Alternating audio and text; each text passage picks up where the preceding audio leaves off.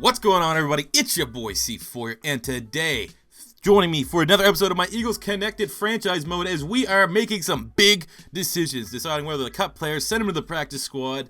We'll send some of these guys to the practice squad. They're probably not going to end up there because the free agents are probably already done. The other teams have already probably simulated this, so I can find on the free agency market some guys I want to add to my practice squad. And I'm going to tell you, I've already done this before recording this, and the AI is still not phenomenal here. There's a couple guys that got cut that would have no chance in hell of actually getting cut. So, I could keep it realistic and not sign them, but then would that be keeping it realistic? Because if this was realistic, if some of these teams cut their players, I would fucking sure as hell scoop them up.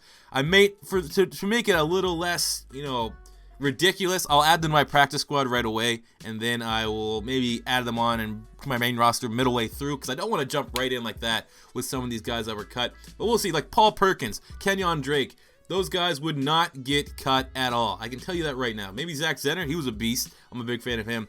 But, Kenyon Drake and Paul Perkins would not get released. So I'm just going to kind of try to avoid them. Because, like I said, my overall plan is still to draft a running back in the next coming draft class. So we're going to try to keep away from those. Look at some of these wide receivers. Who do you see at the top there? Malcolm Mitchell. He's supposed to be one of the more dynamic wide receivers for the Patriots this year.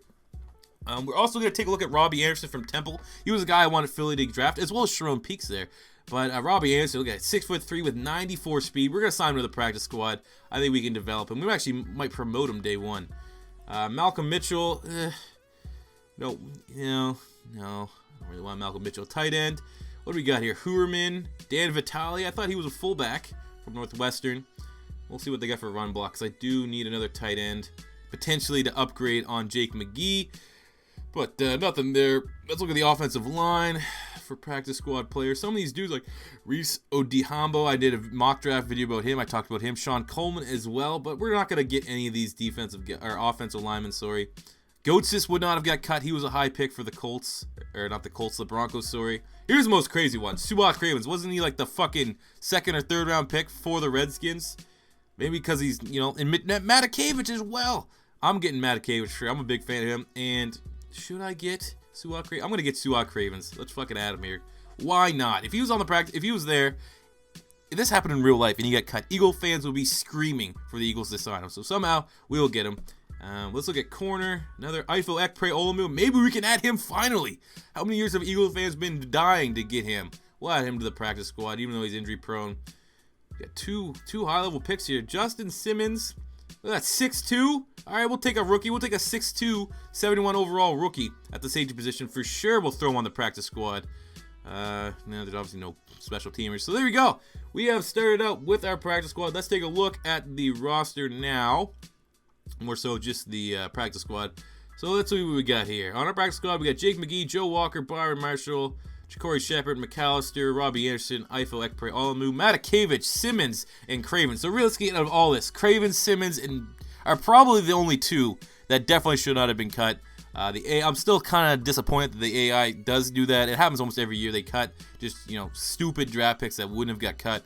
But I guess, like I said, if we're keeping this realistic within the realms of this franchise mode, why wouldn't I go sign those guys, As we get ready for our fourth pregame matchup against the Jets, who we play every year in the preseason. We're 3-0, undefeated, getting ready to be the fucking preseason Super Bowl champions again against the 1-2 Jets.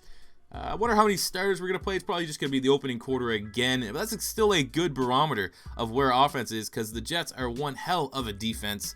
And, great test for Carson Wentz.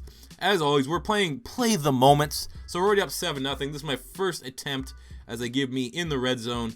And for all of you that are wondering, maybe this is the first time you checked it out, we're not doing just play the moments for my actual franchise. Once we get into the regular season, there's going to be, way better highlights, offense and defense. Just because it's preseason and we want to get this stuff going along a little bit quicker, we're just using that new play the moments feature.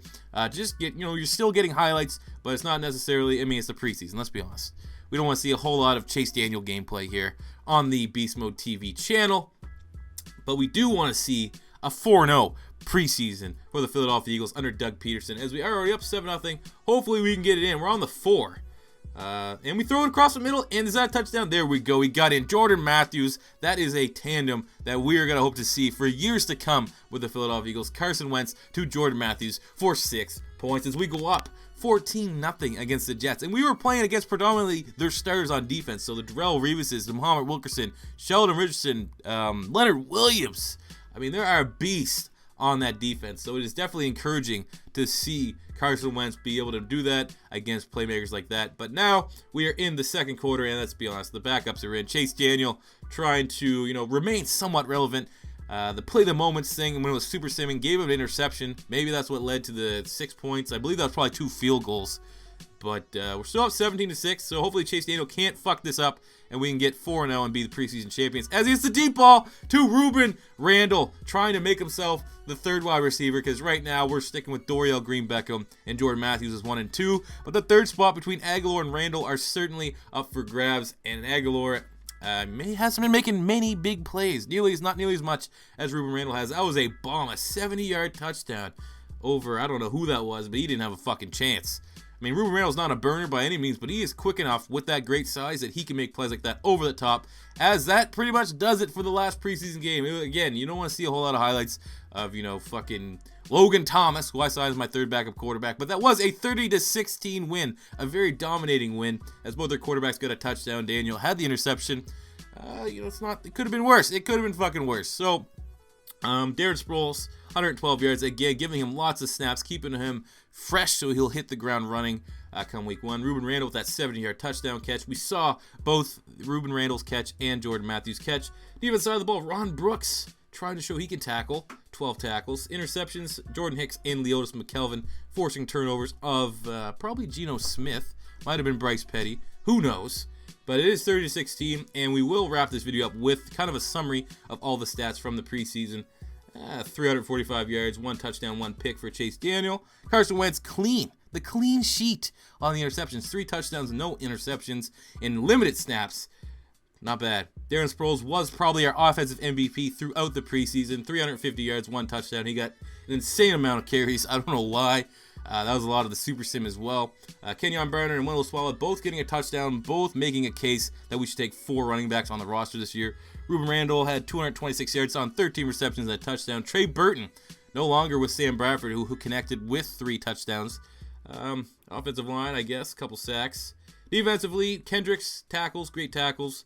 We'll let you just look at this as we wrap it up. Thank you guys for watching, and we are getting ready for week 1 next video against the Cleveland Browns. I hope you guys enjoyed this video, and if you're new to the channel, please subscribe if you like this kind of content. And to everyone else, week 1, football games that matter, is shortly coming upon us, so stay tuned for that. And until next time, it's your boy C4 saying peace out.